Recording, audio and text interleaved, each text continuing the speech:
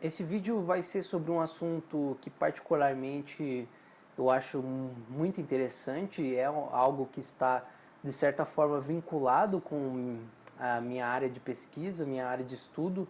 De certa forma estou tratando das classes trabalhadoras de modo geral, mas o tema que nós vamos discutir aqui neste vídeo se refere à inserção do negro na sociedade de classes brasileira. É um tema que, né, abre um leque, abre uma quantidade enorme de bibliografia para se estudar.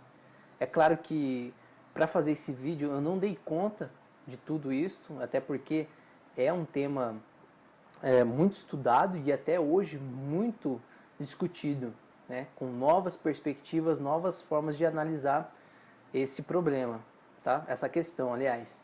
Bom, tendo como base então um historiador e professor da Unicamp, Robert Slanes, ele escreveu um livro chamado Na Senzala uma Flor. Esse título, né, Na Senzala uma Flor, Esperanças e Recordações da Família Escrava Brasileira.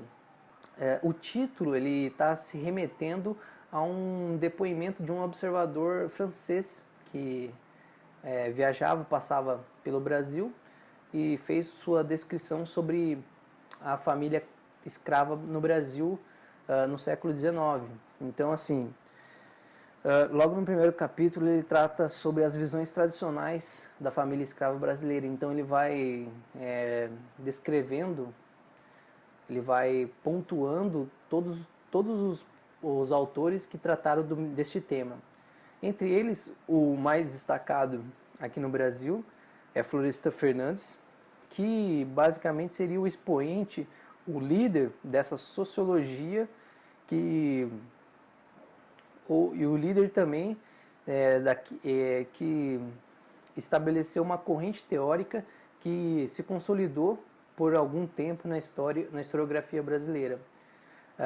Ele é o responsável por cristalizar na análise historiográfica, sociológica, a ideia de da família escrava como estando em um estado de anomia, um conceito do Carmiano, isto é, anomia significa a falta de sentido e nexo social, ou seja, os negros estavam, de forma sintética, perdidos uns para os outros, ou seja, não tinha capacidade de ter laços de interdependência, responsabilidade e solidariedade, ou seja, o que ele está dizendo é que as condições da escravidão foi responsável por impor não só as condições da escravidão, as formas como os senhores tratavam os escravos, essas formas foram responsáveis por impor condições anômicas de existência para os escravos, ou seja,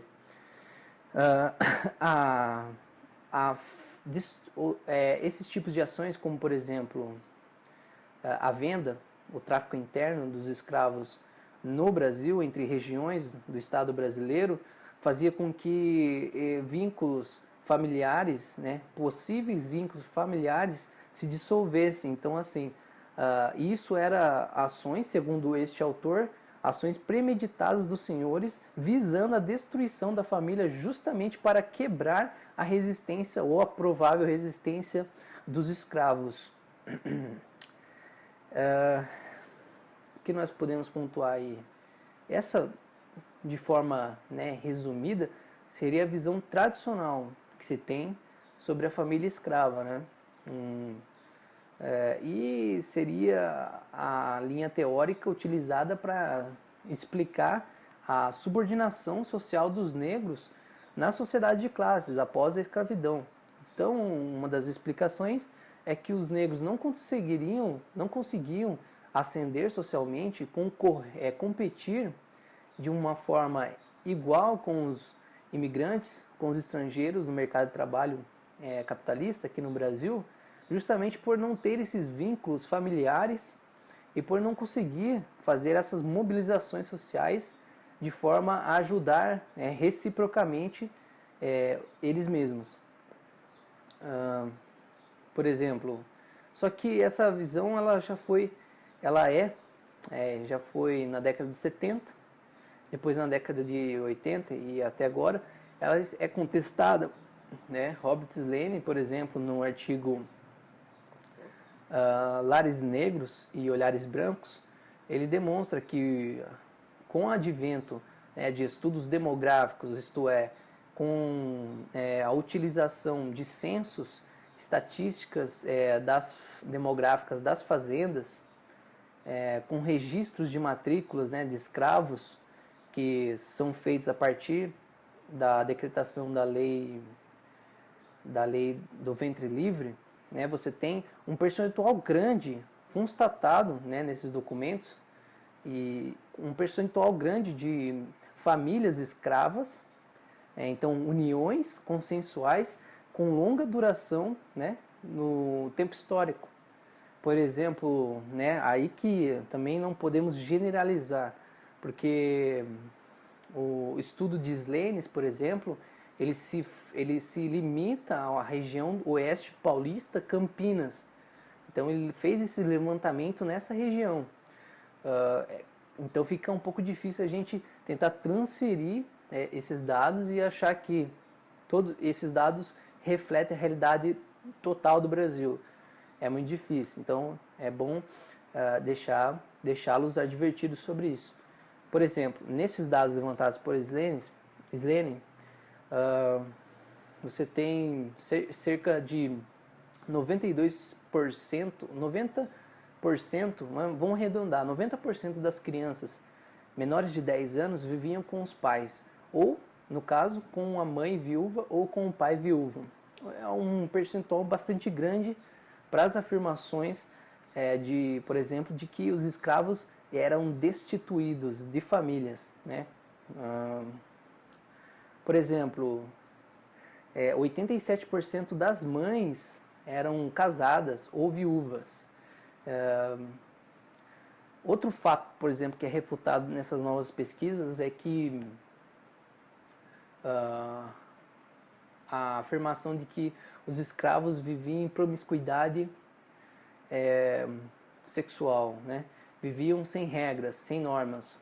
E então, portanto, a mulher tinha relações com vários homens e os filhos dessas mulheres, nascidas nas senzalas, não conheciam os pais, somente conhecia a mãe. Então tinha aquela chamada matrifocalidade. Só tinha contato e sabia quem era a mãe, não sabia quem era o pai.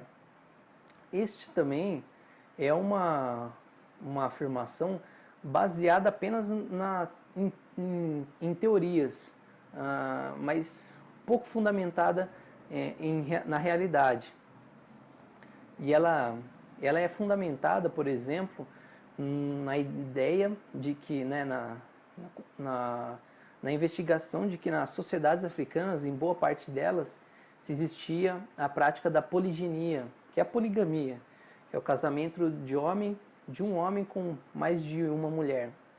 Só que, né, Slenes, nesse artigo já mencionado, ele diz que a poliginia, né, nas sociedades africanas era um indicativo, quando ela existia, quando ela era praticada, era um indicativo de riqueza, porque somente os homens que detinham recursos financeiros para prover uma família, né, com mais de uma mulher, é que poderiam lançar mão deste recurso. Então não era disseminado, não era propagado, e a constatação é de que, segundo Slenes, era de que a união consensual estável, ou seja, a família nuclear monogâmica, ela era norma cultural nos grupos cativos do Brasil, pelo menos na região onde ele analisou. Podemos, né, usar uns dados trazidos por um historiador também da Unicamp, o Sidney Chalub. Ele traz algumas estatísticas das estruturas ocupacionais do Rio de Janeiro na década de 1890. Nesses dados revelam-se que dos 89 mil, né, estrangeiros, imigrantes que trabalhavam né, no Rio de Janeiro, nessa época, mais da metade deles estavam concentrados nas atividades industriais, manufatureiras, aquelas que, por exemplo, portanto, recebiam maiores salários e que exigiam maior qualificação, né? No caso dos não brancos, dos negros, o número é que mais da metade dos não brancos eles estavam concentrados em atividades domésticas, em atividades de serviços secundários, né, garis e tudo mais. Então você vê a gigantesca diferença, né, de ocupação de trabalho que se tinha entre os brancos e os negros no Rio de Janeiro, né, em 1890. A explicação tradicional diria, justamente utilizaria a ideia, né, trataria os escravos e os trabalhadores livres negros em termos patológicos, né, que eles estavam submetidos a uma patologia social, que é a anomia. Mas atualmente se vê em outra perspectiva, né? Perspectiva de que o negro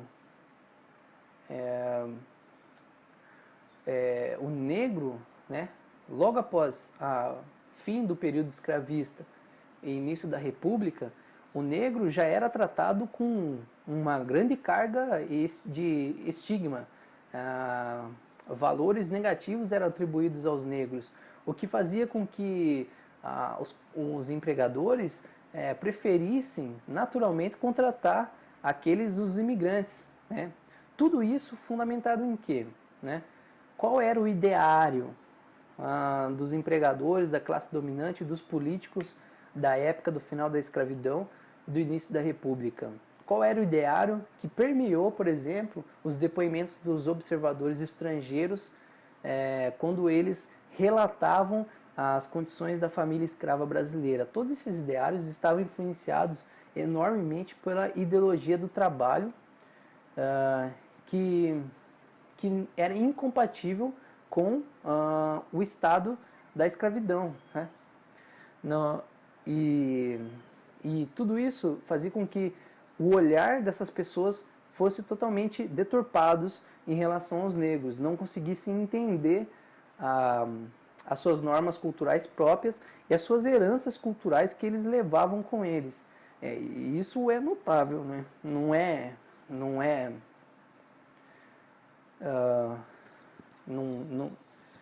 é o objetivo desse vídeo, mas todas as práticas religiosas negras elas eram vistas como sendo coisas do mal, né? Na pior das hipóteses, elas eram criminalizadas. Relatos não faltam para isso, por exemplo, quando se consulta fontes, por exemplo, como processos criminais, como fez a Gabriela dos Reis de Sampaio, no seu livro Nas Trincheiras da Cura, ela relata a apreensão de pessoas que estavam envolvidas em cultos de raízes africanas. A população negra, nesse momento, ela não era entendida como pessoas iguais aos imigrantes. E daí uma das explicações de ela não ter ascendido socialmente nesse período de transição do trabalho escravo para um trabalho livre, né?